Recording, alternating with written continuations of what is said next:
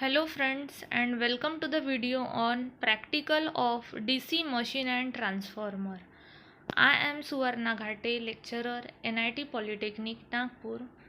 Our today's practical is practical number 2, that is reverse the direction of rotation of DC shunt motor. इसके पहले हमने dismantle DC machine ये practical पढ़ा है। इस प्रैक्टिकल में हम देखेंगे कि डीसी शंट मोटर के डायरेक्शन को कैसे हम रोटेट करते हैं, कौन से कनेक्शन से DC shunt motor clockwise rotate होती है और कौन से कनेक्शन से DC motor anti clockwise rotate होती है। हम पढ़ने वाले हैं अभी practical number 2, that is reverse the direction of rotation of DC shunt motor. तो डीसी शंट मोटर के नॉर्मल कनेक्शन को और डीसी शंट मोटर के रिवर्स कनेक्शन को करने के बाद डीसी शंट मोटर कैसे वर्क करेगी ये हमें इस प्रैक्टिकल में पढ़ना है। तो इस प्रैक्टिकल का पीओ जो सेटिस्फाई होता है दैट इज डिसिप्लिन नॉलेज। तो आपको इससे इलेक्ट्रिक मोटर का नॉलेज मिलेगा, तो आपका डिसिप्लिन नॉलेज यहाँ पे सेटिस्फाई होगा।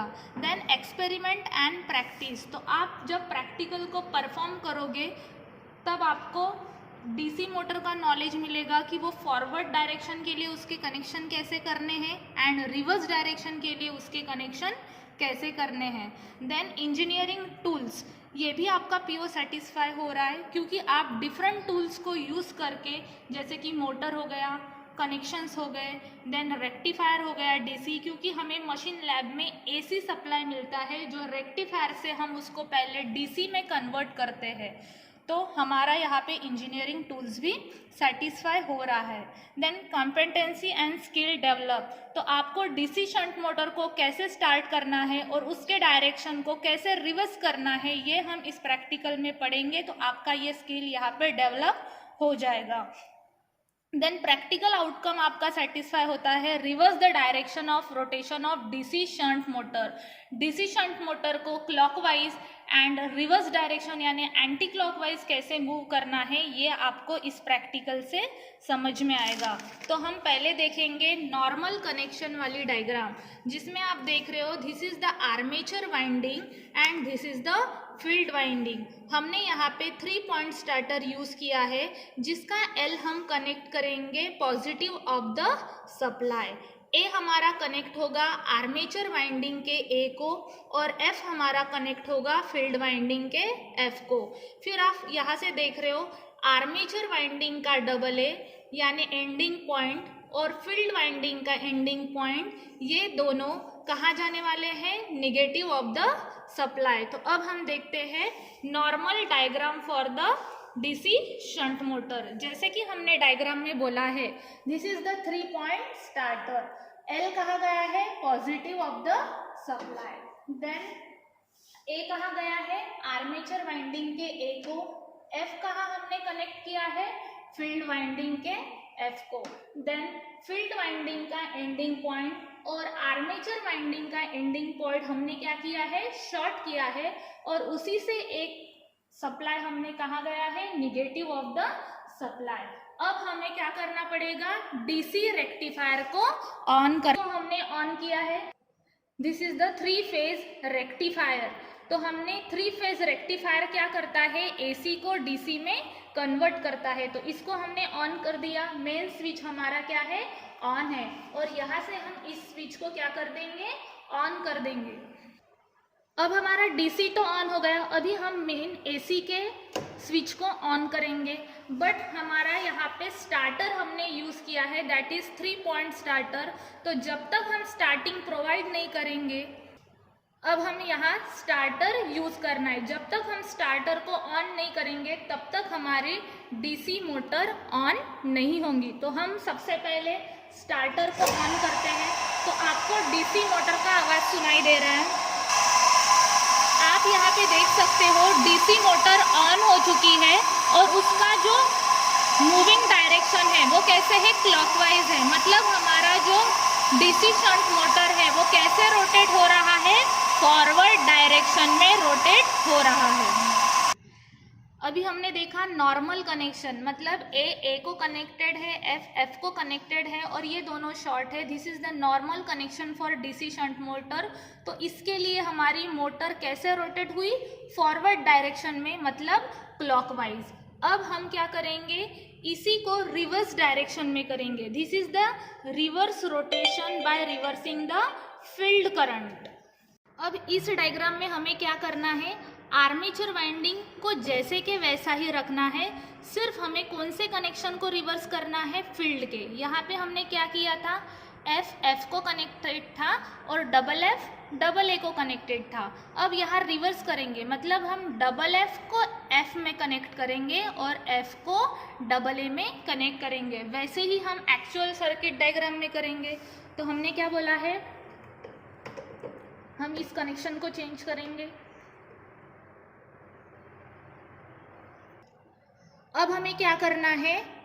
एफ को कहाँ कनेक्ट करना है? डबल एफ में। पहले एफ में कनेक्टेड था, अब हम वो एफ निकाल के डबल एफ में कनेक्ट करेंगे।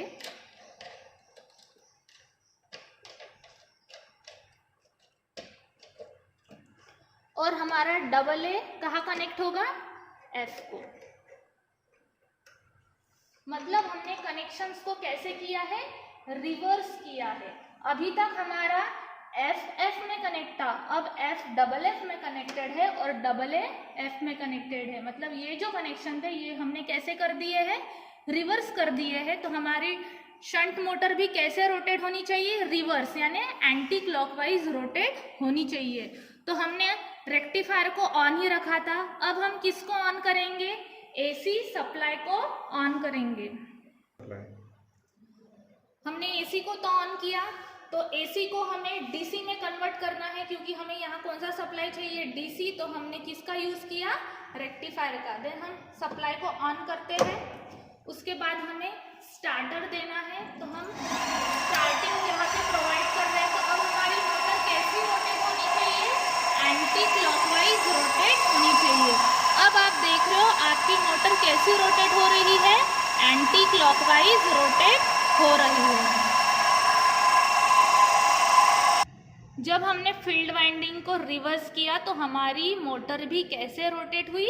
एंटी क्लॉकवाइज डायरेक्शन में, यानी रिवर्स डायरेक्शन में रोटेट हुई। अब हम करेंगे थर्ड डायग्राम के लिए। अब हमें फील्ड वाइंडिंग को वैसे ही रखना है, एफ में कनेक्टेड, डबल ए को कनेक्टेड। अब हमें किसको रिवर्स करना है? आर्मेचर वाइंडिंग को रिवर्स करना है। तो कनेक्शन में भी हम किसको रिवर्स करेंगे? आर्मेचर वाइंडिंग के कनेक्शन को। यहाँ पे एक कनेक्शन रिवर्स हो रहा है, मतलब मोटर भी कैसे रोटेट होगी? रिवर्स डायरेक्शन में ही रोटेट होगी। और चौथी हमारी डायग्राम होती है both winding connections are reverse, जिसमें आपका आर्मेचर वाइंडिंग भी रिवर्स होगा और फील्ड वाइंडिंग भी रिवर्स होगा। LAF, तो A को डबल ए कनेक्टेड रहेगा और A कहाँ रहेगा? आपका नीचे। और यहाँ भी F को डबल एफ कनेक्टेड रहेगा और F कहाँ कनेक्ट रहेगा? नीचे। तो ऐसे यहाँ पे दोनों भी डायरेक्शन रिवर्स हो रही है, तो आपकी मोटर कैसे रोटेट होगी? फॉरवर्ड डायरेक्शन में। तो अब हम देखते हैं result. As per the figure 1 हमारी मोटर कैसे रोटेट हुई थी? Forward. As per the figure 2 यानी हमने यहाँ पे फील्ड वाइंडिंग को रिवर्स किया, तो मोटर भी कैसे रिवर्स डायरेक्शन में रोटेट हुई। देन हमने थर्ड फिगर में आर्मेचर वाइंडिंग में रिवर्स किया, तो उसके वजह से भी डीसी शंट मोटर कैसे रोटेट होगी? रिवर्स में। और फिगर 4 में हमने armature winding as well as field winding को भी रिवर्स किया, तो हमारी मोटर कैसे रोटेट होगी?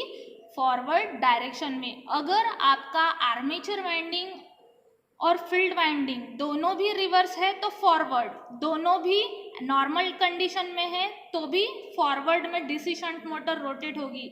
लेकिन आपने एक भी वाइंडिंग को रिवर्स कर दिया तो आपकी मोटर रिवर्स डायरेक्शन में रोटेट होती है। This is the observation table और यही आपको कहाँ लिखना है?